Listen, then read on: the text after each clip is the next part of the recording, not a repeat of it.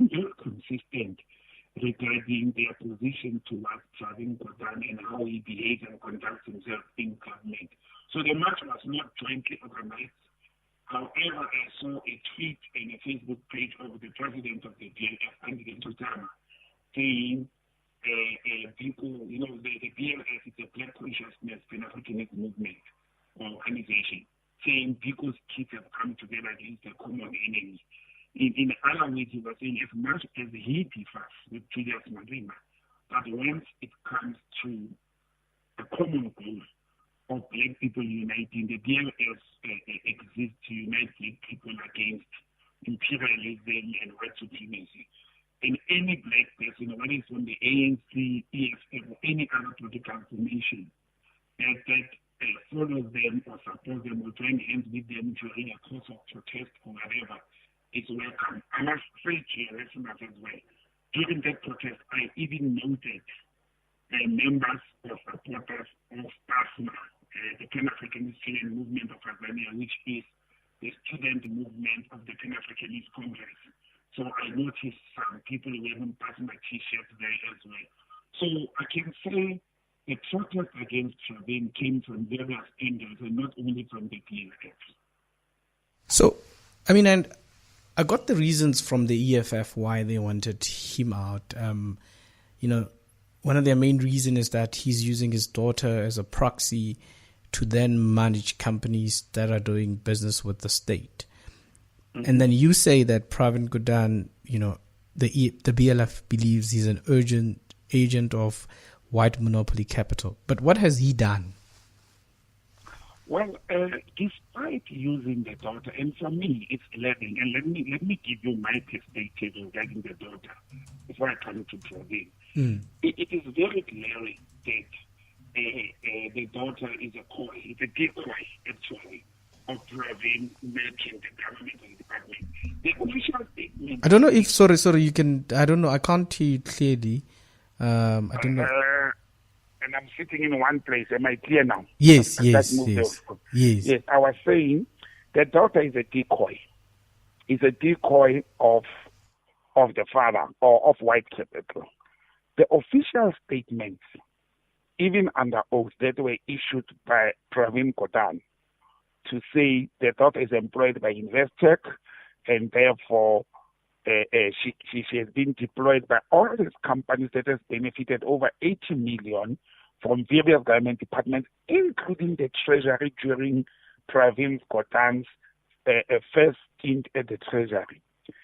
They are saying she is there deployed by Investec as an employee of Investec to serve on boards of various organizations. But I do not want to believe that. And I think we will see it as time goes by that she had direct interest and investment in some of those companies. That's one. The EFF has come with an allegation that she has started even closing some of her bank accounts and getting out of the directorship of some of these companies. But that's not true, though. That statement, the fact that she's being resigning is not those resignation, and this is what I had a problem with. I currently have a problem with the EFF. They printed out just saying somebody with the surname Gordhan resigned, but not when. But when you go through CIPRO, you realize she started resigning between 2012 to 2015. Yes. And because she resigned from Investec, then she started resigning from other companies. And this image, they put it as if she's resigning now because they are attacking her. So that's why when I started speaking to you and your listeners, I said, consistency is very important. They've been inconsistent. They can't provide material evidence at the moment, and we are speculating. But Isaac, I cannot sit here and say, with my special qualifications and skills, that I work for Investec and Investec decides to deploy me in all boards of companies they're making business with. It's too much of a coincidence. We should look deeper into this whole thing. We should look at how much she was earning vis-a-vis the board fees that people will earn, or just a mere salary of Investec. Because if she was there replacing Investec, then she should have not been pulling board fees. That's the one element that we haven't tested. If you work for Investec and Investec say, go and sit at this company because we are doing business with them and they are representing us in government, then you are earning a salary. You don't pull board fees because you're already getting a salary. You are being paid for doing that job. And that's one question that nobody has brought up. But also, when we look at conflict of interest and declaration, one of the major contracts that the company she represented, it came from the Treasury, and it came when the father was the Minister of Finance or had just joined the Minister of Finance in 2015. So that's also questionable. Did they declare? Why didn't she resign that time? And they were doing direct business. She was having access to Treasury. Yesterday, I put it on my Facebook page to say, I've had somebody putting up information to me to say even surveillance cameras of the Treasury building can demonstrate the frequency she used to be in meetings there. Now, your father is the minister. You frequent that place, yes, not as a daughter, but as a professional, as an employee of Investec. Clearly, there's conflict of interest in my view. But if we go back to the BLF, it is not only about the daughter. The BLF is not focused on the daughter. Remember that Pravin is a shareholder at Investec. Pravin himself as a person is a shareholder at many of these companies that have made business with government. Although we must be fair and honest, he had declared, and any one of us can buy shares at any company. I've got shares held by MTN. And then if I become a Minister of Finance and MTN starts getting a whole contract to supply cell phones to the Minister of Finance, clearly that becomes a conflict of interest, even if I'm a minor shareholder. Now, to sit with over 20 companies and being called a minor shareholder at all these companies, even if you own 10% or 5%, but if you add 5% times 20 companies and all those companies, or half of them, they do business, successful business, lucrative contracts with government. There's clearly an indirect conflict of interest, and that's where the BLF comes from. But you asked me at the beginning, what is their story with Pravin?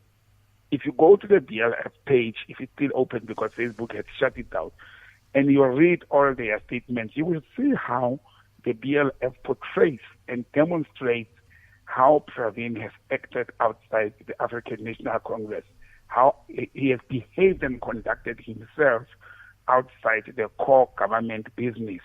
I recall at some stage when he was asked to respond or to meet the former National Director of Public Prosecutions.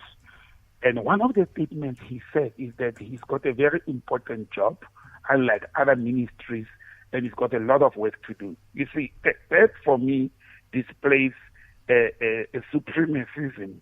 He is superior to other ministers. Yes, we know that the Ministry of Finance is an important ministry for the country, but I'm saying he cannot be important to government or the people, or his job cannot be as important as other ministries, as if he doesn't attend to the National Director of Public Prosecutions. We know that this year the public protector had to call Pravin 4 times to come and have a meeting with her in order to clarify some issues. And he never responded. Only when the public protector subpoenaed Pravin to say, you will come to my office on this date and there'll be no excuse. Then he went to meet the public protector. So this is what the BLF laments about, to say he seems to be above all ministers. He seems to be a superior minister. And the BLF, take with this being a black consciousness organization, had said, everybody who is placed and loved by white capital, the Stellenbosch group, the DA, and as well as, banks and financial institutions which are being seen as white monopoly capital, or which are white monopoly capital, then it's not safe in what is supposed to be a radically transformed economy. So that is their challenge. That is what the BLF is saying about Pravin Gordhan. Just in closing, just for 2 minutes. So what I gather is, if he had declared that he is a minor shareholder in all those companies, and Jacob Zuma and Matamela still appoint him as treasury, as finance ministers. Is he the one who's wrong, or are these ministers wrong? Well, the president, not the ministers. The president. No, sorry, the president. Yes, the fact that he has declared and they still place him in that strategic position, I think the head of state were wrong or uncalculative in doing that. Remember, the constitution of the country allows us to invest in business. You can be business people. I can own a business. As long as it's not in conflict of interest with the public office, I would be occupying or a political office. In this instance, there's a direct conflict. And I don't know why do they keep on appointing her in such a strategic position, however, the BLF says it is not, and this is where the state capture comes from, it is not the president of the ANC that appoints people at the Treasury and the Reserve Bank. If you look at the pattern from even Mandela administration, it is the white capital, the so-called investors, the so-called owners of capital, who instruct the ANC and determines who do they want there. It also happened with if you know the history of this country very well, with Trevor Manuel, who contrary to many people, Trevor Manuel was not a finance or commerce person. Trevor Manuel has a national diploma qualification in civil engineering, as a matter of fact. But the industry, the business world, and the Stellenbosch people, they wanted it. You read Mandela's book and some of the notes that Nicky Oppenheimer himself actually told Nelson Mandela, after the previous governor of the Reserve Bank as well as the Minister of Finance, who was a white person, who would they prefer to be Minister of Finance. And he served under Mandela right up to Thabo Mbeki's era. So this allegations, if I may put them in inverted commas, or assertions by the BLF to say the white capital and the business world determines who occupies the ministry, I'm starting to believe it. And the reason I'm starting to believe it, I remember the Del Van Rooyen appointment that lasted 4 days, and some of those days were over the weekend. And the world came to stand still. And the BLF is saying at that time, Jacob Zuma and the ANC were forced by the business South Africa to say, you are not accepting Del Van Rooyen. We will put the person we are comfortable with. That's why the president turned around and reappointed, Minister Nene in the position. And you see, those are some of the challenges, or Minister Pravin in this instance. Those are some of the challenges that one will start to, when you connect the dots, when you look at it, look at how the DA as an opposition party never opposed the appointment of Minister Pravin. They are also not even pushing Minister Pravin to account for lying under oath that he never met the Guptas. They are not pushing Pravin to come out clean about her daughter's death. The opposition, except the EFF, they are not pushing Pravin to come about to say, but you are conflicted with all these companies that you've got shares in. The DA is not doing it. They are actually doing it with the president of the country, who lied under oath, or who misled Parliament under oath about 500,000 that was, deposited to fund his campaign to be the president of the ANC. So you can see the double standards that we are faced with. That Pravin is not being pushed. It's silent. Nobody touches that part except the BLF and now the EFF. But the business sector, the opposition parties like the DA, the main opposition of the country, the DA, and as well as the Stellenbosch boys, the Ruppers, the Oppenheimer, they are quiet about the conduct, the behavior of Pravin. The president, Ramaphosa, says he made a mistake and he quickly writes a letter and apologizes. Pravin Gordhan, who said he never met the Guptas, he has never been in a meeting with them, his own former DG comes out and says, no, Minister, remember you met them. They were in a meeting on such and such a day with such and such a person. And he just brushes aside and nobody's taking that. So that raises suspicion. No. And another person said to me, just in closing comments, said to me, where have you seen Pravin Gordhan wearing ANC or SACP regalia? I've never seen him. Where have you seen him campaigning? Where is his branch and constituency? Is he really a member of these organizations? where has you ever seen towards election campaigning being to squatter camps, or his community could be an Indian community campaigning for the ruling party? He has never done that since we have known him. So that raises questions of